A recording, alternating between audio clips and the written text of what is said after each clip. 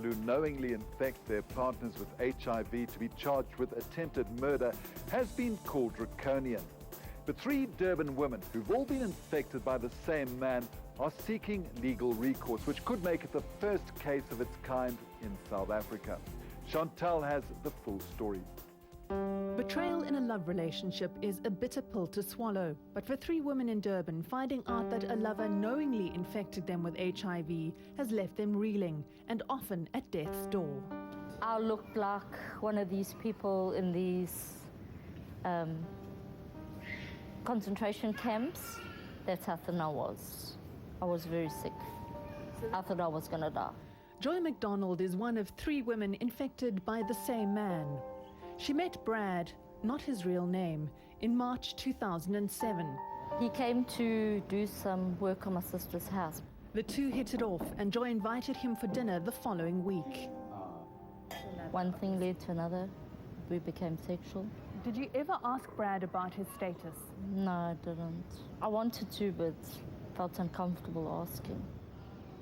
Why did you feel uncomfortable about asking about that? It's like saying that there's something wrong with the person. But there was something wrong. Brad had been diagnosed HIV positive 3 years previously in November 2004. At the time, he was dating CindyHIV, whom he had met at a dinner party. My friend said to me, neither of you are seeing anybody, why don't you go out together? Well, after a couple of prods from them, I eventually said, oh, all right, much to my detriment. 5 months later, Brad moved in with Cindy. That's when she noticed that he suffered from regular bouts of flu as well as gastric ailments. Did he at any point tell you that he suspected he may have HIV? Not at all. Did he at any point go for tests? Not prior to me actually taking him into hospital in November. At the hospital, he was diagnosed with TB and septicemia. He also tested positive for HIV. Shocked, Cindy immediately had herself tested. On the 11th of November 2004, I was diagnosed HIV positive, about a week after him. Believing that the bad news was as much a shock to him as it was to her, Cindy decided they would fight the disease together. Were you fully aware of the implications of having HIV? At the time of infection? No. No. It was something that other people got. It wouldn't affect me. Instead, she focused on getting Brad well. But as he recovered, she became increasingly ill. I had shingles, I had pneumonia, I had 2 strokes, one in January 2005, one in January 2006. I had TB meningitis. She said Brad also began to drink heavily. 2 years later, and unable to cope, Cindy asked Brad to move out. But as she battled the virus alone, he started dating. For the following 3 years, he continued to have unprotected sex with several women, failing to disclose his status. It's a serial offence because he's done it multiple times, and he is knowingly infecting people with a potentially life-threatening illness. Dr. Gerard Labuskaghni is a clinical psychologist and criminologist from the Police Investigative Psychology section. If he went out and injected people with Ebola virus and they died within a short period of time, we would have no doubts calling to this person a serial murderer. Not only did Brad knowingly infect Joy with the virus, he also had unprotected sex with Claire. Claire has young children who do not know she's HIV positive. She asked us to hide her identity. She met Brad at a local pub 4 months after his relationship with Cindy had ended. We saw each other on and off for about 3 months. Recently divorced and new to the dating scene, Claire made the mistake of not using condoms. And on one occasion, when she did insist he wear a condom, he pulled it off, even though she says he knew he was HIV positive. We're looking at the actions of the person perpetrating the act, which would be the offender. Irrespective whether that woman should have been more sensible and taken precautions, or should have asked, or etc., that's really not got anything to do with it. That's like blaming a woman who's walking late at night for being raped. A few months after their last meeting, Claire had an HIV test when she applied for a life insurance policy. She was told to contact her doctor urgently. And we did the tests and I came back HIV positive. I just don't even understand. My whole world fell apart at that point. I think of my little one. Oh, yeah, but again. She called Brad immediately. He said to me that he didn't even know half of the women that he'd been with. It was only when the women met at a support group that they began to piece the puzzle together. Brad has since fathered a child with another woman.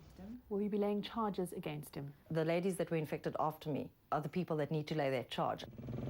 In several countries, including 34 states in the US, knowingly infecting someone with HIV could lead to criminal prosecution. But winning a criminal case against someone like Brad in South Africa may be difficult. When the Sexual Offences Bill was first debated in 2004, a clause was written in criminalising the intentional transmission of HIV. But in 2006, the Thabo Mbeki cabinet removed it. Western Cape Premier Helen Zille is campaigning to have this clause put back. We have to destigmatize HIV and AIDS entirely, but we do have to have consequences for the kind of irresponsible behavior that leads to the spread of HIV and AIDS. An estimated 5.6 million South Africans have HIV, costing the country billions each year. And although the numbers have stabilized, South Africa still has the highest number of infections in the world annually, over 800 a day. So it makes sense to also move very strongly to prevention and not only focus on treatment. She also wants a law that will force HIV-positive people to disclose their status to potential partners. AIDS organizations are outraged. Nathan Geffen is from the Treatment Action Campaign. Our concern is that what it will do is it will actually make people reluctant to find out their HIV status, and that would be disastrous.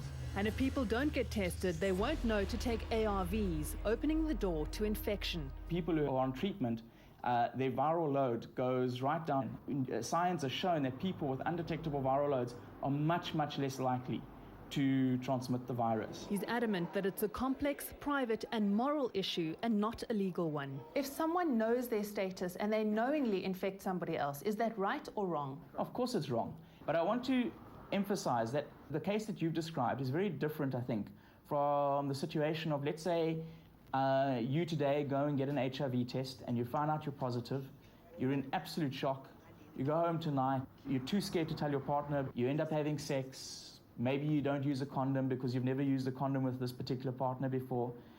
I think to go and criminalize that very human, very fragile, very vulnerable behavior is actually draconian. I don't think we're getting the balance of rights right. And most certainly there's a right to privacy, but there's also a right to health, and there's also a right to life.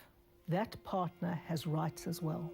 While most people would hate to pass on the infection, there are some, it seems, who couldn't care less. We called Brad, who admitted he had had unprotected sex without disclosing his status. Yeah, I do use condoms. I mean, I used to because, obviously I knew at that time. But things break, things happen. And what about the fact that in some cases a condom wasn't used and in other cases actually took it off? You know what, I was pissed. 95% of the time I was probably drunk. And do you think that's enough of an excuse? That excuse is not enough, but I'm on ARVs as well. Dr. Labuschagne says passing laws might be the answer to such reckless behavior. Remorse is what usually stops people from doing something. So if you don't have remorse, there's no mechanism that really prevents you from doing it. Perhaps unless you fear some other sanction by the police. Prosecutions around the world are low, so critics argue that there's no need for new laws to deal with the matter. The South African Law Reform Commission stressed the current law can be used to prosecute people like that. Joy and Claire can still use the common law to prosecute serial infectors like Brad. If they do, it'll be the first case of its kind in the country. Well, you can still charge that person with attempted murder. And with the Minimum Sentences Act, you would automatically be facing a life sentence, which is the most severe sanction we have. Currently, there's no statistical evidence to prove that the criminalization of knowingly transmitting HIV is an effective deterrent. So all eyes are on Uganda, about to pass a law that will sentence people who knowingly pass on HIV to 10 years in prison. They've analysed it and they've decided that accountability and personal responsibility is a pivotal component. Something Brad could learn from. In 2008, Cindy was diagnosed with an AIDS-related cancer of the glands. Claire lost a lot of weight soon after diagnosis, but is healthy now. Joy, on the other hand, suffers debilitating bouts of shingles that have left the nerves in her feet permanently damaged. You got your whole life ahead of you, And to ruin it for a minute of stupidity, yeah. It's just not worth it. It's not worth it. Well, some life-changing stories on car